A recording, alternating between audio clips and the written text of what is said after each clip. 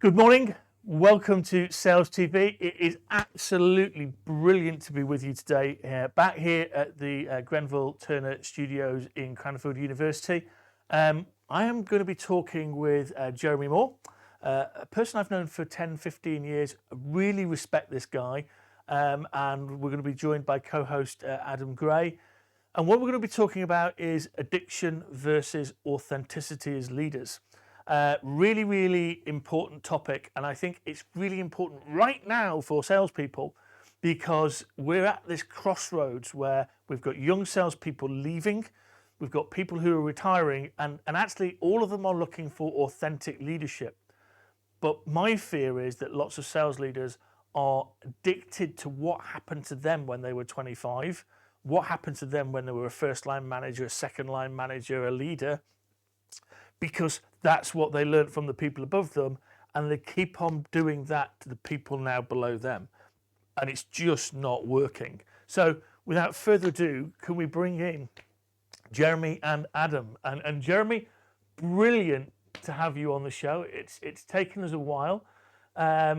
What's quite interesting is you're live in Portugal. Actually, we've got a co-host who's in Portugal and another co-host who's in Portugal. So we're kind of getting Sales TV to almost be dual national straightening. But tell us about yourself, Jeremy. Very quickly, I moved to Portugal 3 years ago. I've been consulting in leadership for the last 25 years, both teams and leadership specifically, largely in a coaching capacity. And I still do it to this day, but not full time. That's me. Cool. So we've talked about this before, not in this format. So talk to me about authenticity versus addiction from a leadership perspective, because we can, it will fit sales as it will with other leaders. So what's the problem as you see it?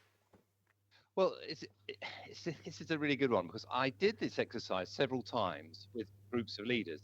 I said to them, imagine a room of 40 or 50 leaders at a conference. And I said, I want you to write down the 5 or 6 things that you believe makes a really well-led company, the model company to work for, to be involved in. And they all write down the same sort of stuff. A clear purpose, good work-life balance, good team spirit, camaraderie, etc. I then said, hands up, who in this room has a good work-life balance? No hands go up. Hands up in this room. If I went to your department, to your company, and I said to the employees, tell me what this clear stated purpose of the organization is, would they be able to do it? No hands go up. And you can see where I'm going with this. But basically, all of these leaders know what the good behavior is. They know what the right thing to do is, but they can't do it. And they weren't doing it. And so that's where I sort of came with the thesis. They're basically addicted to past behavior. And that's what I call leadership addiction. A pattern of behavior you have currently, which you can't change or struggling to change for a better one, and you're stuck in that paradigm. And so your argument is that actually the addiction is you're doing it, but you know it's not right. Exactly. It's like me having a drink. I do it too much a little bit, and I know it's not right, and I like to be fit, but it's an awareness that you're saying is an issue here, and actually that's a really fascinating point to me, is that if people do reflect. But you having a couple of pints more than you should is maybe sort of not the greatest behavior in the world, but at what point does it become an addiction? And I would argue it becomes an addiction when it starts to become damaging, and you can see the damage. Now, in Europe, productivity hasn't risen since 2004. In Europe, loss of working hours due to mental health or ill health has risen. And you look at the election campaigns going on at the moment, there is so much damage being done by leaders at the moment that I would say it's become an addiction because it's actually harmful. It's quantifiably harmful. And from a perspective of sales, what's the damage being done? I mean, we're kind of talking about it here without leading the witness about, to your point, well-being and burnout. 67% of people feeling stressed and burnout in sales. Well-being, therefore, on the down. There's a desire for people to come into the sales function, but people are finding it hard to find people who want to be in sales. And we're still inspecting the hell out of everyone. Well, I think we're looking down the wrong end of the telescope. With all due respect to Cranfield, there have never been more MBAs or executive programs or executive training courses than ever before. Loads and loads of people are offering sort of sales, leadership, training, and what have you. But they're confusing knowledge with wisdom. They're looking down the wrong end of the telescope. They're providing more and more trained up, well-qualified people. In the old days, economists believed that people would phase law. Now, phase law is when by producing something, you believe it's greater demand for it. And in the third, John Maynard Keynes, my hero, said actually we should be looking not at the supply side of the equation, but the demand side of the equation. And so we should really be asking, what do people experience by a sales force or a salesman? What do people experience by leaders? So we're confusing knowledge and wisdom. We know plenty. What we're not listening to is how people feel about the products we're selling. And that, to me, is the competitive landscape for every corporation, every leader going forward. We have the agricultural economy, we have the industrial economy. I think we're now in the experience economy. And agriculture is not what you think about me, it's what you feel about me. And that's, I think, the big lesson for sales and for leaders generally is rather than be on the I'm providing you know, I'd be asking, what is it you're receiving? What is it you're hearing from me as a Yeah, and I think that's fascinating. And if we can bring Adam in, because I know he'll have some views about experience, that actually one of our colleagues, Ram, who is doing some wellbeing research in the ISP, the reality that he's looking at is actually if you, to your point, Jeremy, think about the experience of your employees and give them a great experience. He's actually proved out with some organizations that the customer experience goes up. There is a causation and a correlation in it. And I think you're right. I don't think we look at, I mean, let's be really punchy and controversial and then ask Adam for his views, but we like to think we're creating a really, really nice culture and we care about employees and we're going to treat employees like customers. It's like, no, we're not. We're just going to beat the bejesus out of them for the best number that they can give us until they clear off somewhere else. Adam, have that hand grenade. Yeah. So this is clearly a very complicated issue. I think that the challenge that we have is that we live in a society these days where fact and data doesn't have the value that it once did. We like to think in business that we're data led and we're data scientists and we're making decisions based on best practice. I think in the more interpersonal areas of business, the cognitive dissonance, like the facts all show this, but actually I think the facts are wrong. I think this is the truth.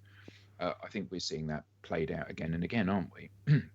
Sales leaders see that the things they're doing are not working, and the answer is to do more of the things that aren't working, as if that's magically change them into things that do work.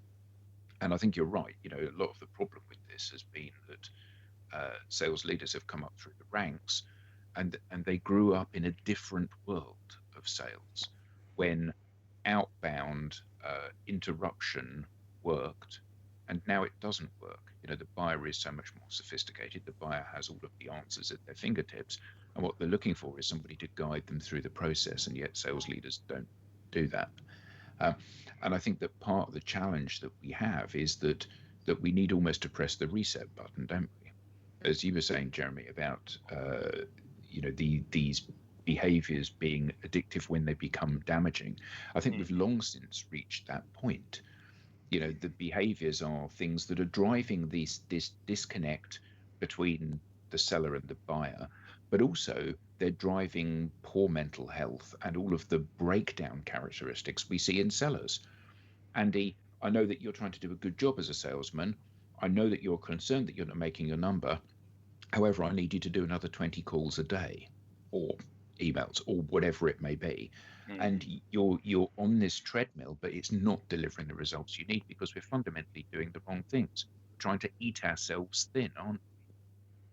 Great analogy. So Jeremy, what do we do? What changes? I think Adam's point of a reset is a very good one. And I think I'm a great believer if you can't measure it, you can't manage it. And I think companies should be forced to publish employee experience. You say you've been working with Dr. Ram Raghavan, who I know very well, who's an expert in this area. All you're really asking is to measure respect, trust, and loyalty. Those three big things. I mean, and this because you need to know what people how they genuinely feel, and with a number. And is that number uniform? Is it improving? What's happening with it? But just take the biggest one of all. You can see, I see it all over my TikTok feed, and the news, and Sky, and everywhere that people. I mean, look what's happening on the French election. There is just a massive tsunami of a reaction at the erosion of trust that all of our leaders across the board have sort of eaten into, basically.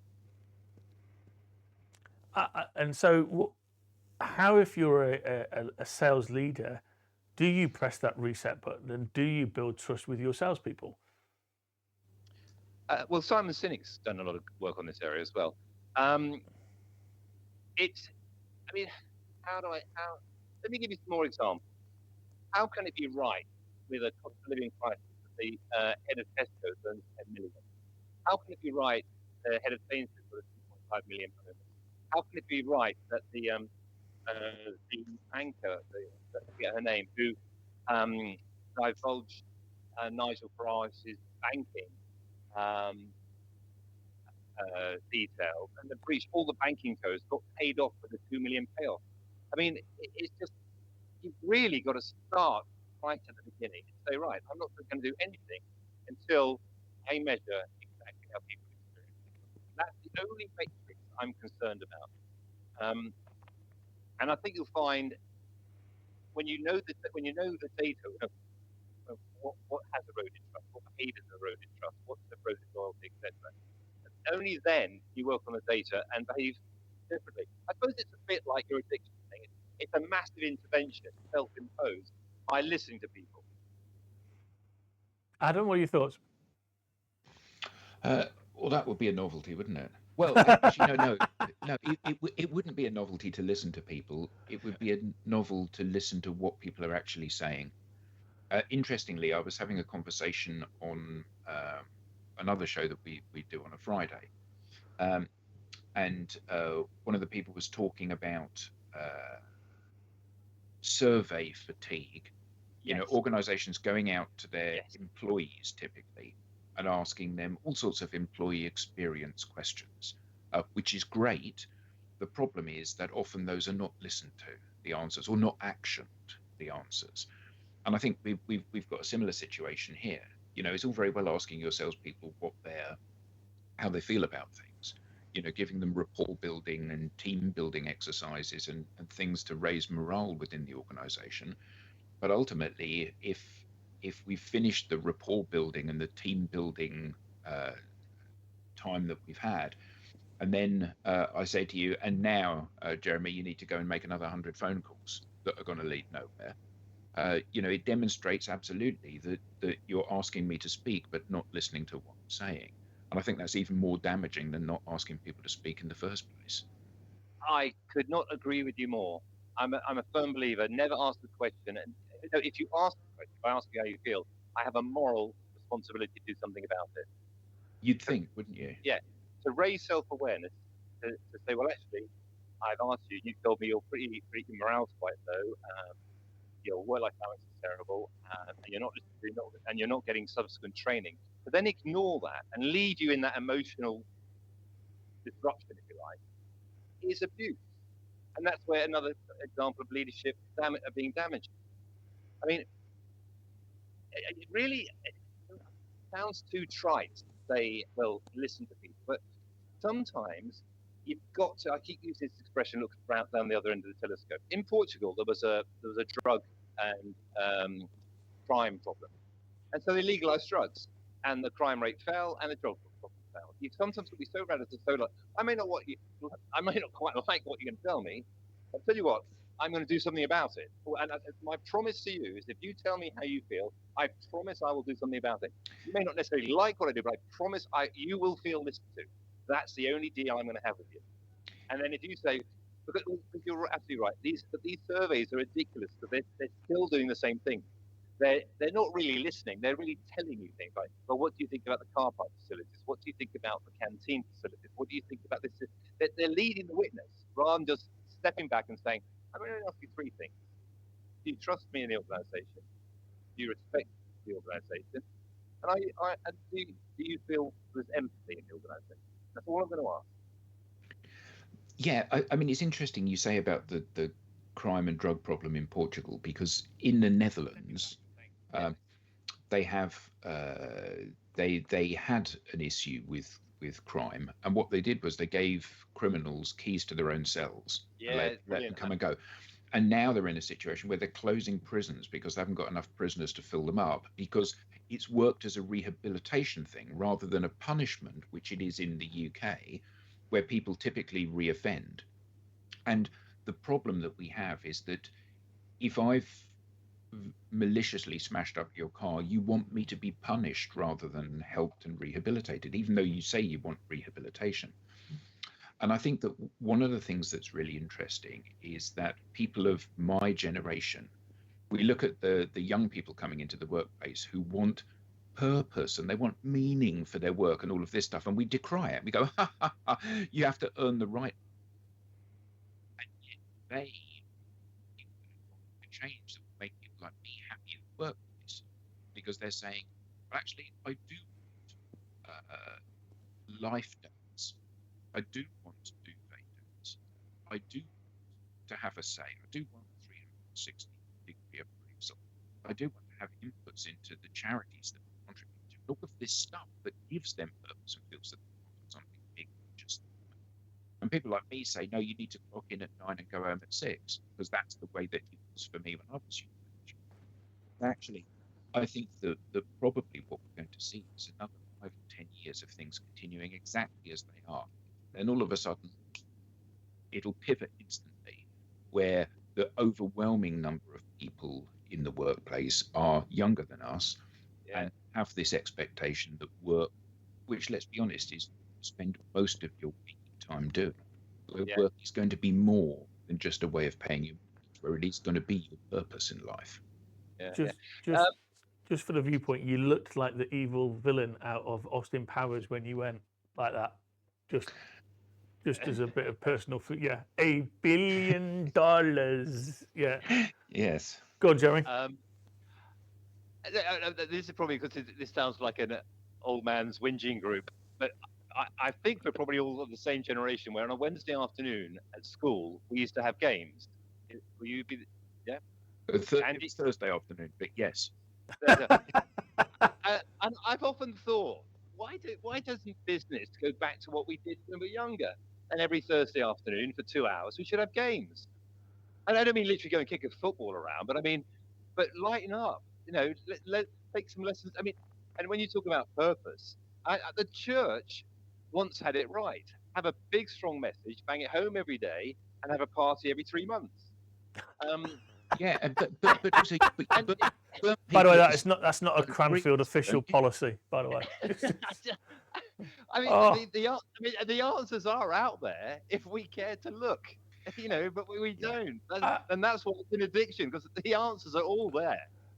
And I think what's really I generally love this conversation because I'm passionate about it. And we don't look at the answers. We don't look at history. So we talk. Adam's just looked at prisons. And believe it or not, I've got quite a fixation with prisons. And you're going to go, what the hell is he going? Where's he going here? And it's like, but actually, when I left A-levels in Cheshire, you would get given a cascade form, which was a digital kind of tool to find out what your perfect job was. And actually, my perfect job theoretically was prison governor. So I've always gone, how do they connect me as an 18-year-old to prison governorship? But if you ever watch the documentary about the biggest prison riot in the United Kingdom, they actually talk about addiction, because they interview a prison officer and he went, right, when I came into service, I was effectively taught by somebody who'd come into service after the Second World War. And when he came into service, he was taught by somebody who'd been in the First World War. And when he came into service, he was taught by someone who just joined after the Boer War. So we're running strange ways on a disciplinarian viewpoint of lock them up for 23 hours a day, because that's what we did in the Boer War. And it's a fascinating word. So I will do unto people what was done unto me. And where I think when you flip it to sales, the huge challenge is coming back to some of the things that you said right at the start. We've not had any productivity gains since 2004, yet every shareholder, whether it be private, whether it be private equity, whether it be public, is looking for a percentage growth every year, but we're not getting it. It's not easily achievable. So if we're constantly looking for that, but we're not getting any productivity gains, at some point, Adam, to your point, it won't pivot. It'll just go pop. Everyone will just go, whoa, this just doesn't work. And it's like, well, no, it doesn't work, because fundamentally you're just running faster and faster and faster, trying to do exactly what you did yesterday. And that's not only the definition of addiction, it's the definition of insanity. Because doing the same things and expecting a different outcome isn't going to work. Isn't part of the problem, though, the fact that people, I don't mean salespeople necessarily, but people as a whole are lazy. We're hardwired to be lazy. You know, when we were out on the plains, you know, as hunter-gatherers, you wouldn't chase 4 animals if you needed one. You'd chase one, and then you'd eat the one, and then you'd chase another one. And we're lazy. So we've got all of this new tech, and rather than using the tech to enable us to offer a better service to our prospects, a more targeted service to our prospects, what in fact we use the tech for is to try to sell more stuff to more people. You know, so we're looking for the shortest route between 2 points rather than the correct route between 2 points. And I think that part of the challenge with this is that sales have become their own worst enemy. You know, the reason that you don't take cold calls from people anymore is because you've had so many bad experiences being cold called by people who haven't done research and don't understand who you are and what your needs are. If always the experience of cold calling throughout your life had been you answer the phone to a number you don't recognize, the person is really nice, really helpful, not pushy, help solve your problem, you'd look forward to being called by somebody you didn't know. But actually the truth is the converse of that, isn't it? Adam, that plays exactly the point I'm making. It's the experience. So that you should say that, say you and I are running a company or cold call team, say, I want the experience of somebody answering the phone to you to be exceptional. I don't care how many calls you make, but I want every single one to be, I want them to call me back and say, I've got to tell you, your guys that rang me were absolutely fantastic, so helpful. And so that I could not agree with you more on that one. And on your former point about people being lazy, I have a published paper on what I call the lazy brain. And it came about many years ago when I saw something on Facebook advertising some book about, you know, the amazing you, the fantastic you, the power within, or something like that. And I thought, hang on, it's missing one piece of data. We're not all amazing. We're not all gold medalists. We're average. That's the definition of the average. You know, if we'd all summited Everest, average. And so you're appealing to this sort of hope that somehow you'll be a gold medalist by picking up the book. But hope is not a strategy. And you're right. If you're cold, what do? You put on a jumper because you're not comfortable. If you're hungry, what do? You eat because you're uncomfortable. It's called a comfort zone for a reason. So when people say get out of your comfort zone, I say, why? Why would I possibly want to do that? It's called a comfort zone for a very good reason. And anyway, it's just a view I have. No, and one of the things that we've only got a minute and a half, and this has been great. So it'd be lovely to get you back, Jeremy, to do a bit more of an in-depth one on this about how. We have a week off next week, but on the 23rd, we're going to be joined by a great guy, Chris Capon, who is just absolutely fantastic. And he is my champion of authentic leadership. There's others out there like Ben Dorks and a lot of other people, Carl Day, who I'm really into, but actually Chris is going to uncover what he's done to give his employees, his salespeople, a wonderful experience. And it hasn't meant that he's dropped standards. What's interesting, guys, is it's almost like this Amy C. Edmondson and the Fearless organization. It's making people psychologically safe, giving them a great experience, but saying there's a standard of performance here. There's a standard of things that we do. And actually what you end up with is great leadership, great learning, and great performance. So it can be done, but it requires quite a lot of thought and reflection. You know, there's no, as you say, Jeremy, there's no book to pick up and go, that's what I do. If I do these 10 things, I am now going to be an authentic leader, and away we go. It actually has to be within, I think. Mm-hmm.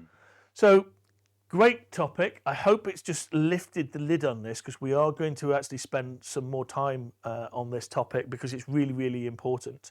I want to say thank you, Jeremy, for coming along. It's been great to be connected with you again. Great to just poke this topic. Adam, thanks for joining as well. And you know, listen to this, because we're going to keep tackling it. We think we need to do more for leaders to see through this fog and actually become really, really sustainable in what they're doing. So thank you for everybody in the back here at the studios. Thank you for all of you out there. Have a great week, and enjoy the Euros. Keep enjoying the Euros. England, another week of anxiety. Portugal, still have them in the sweepstakes. It's not happening, mate. It's not coming home.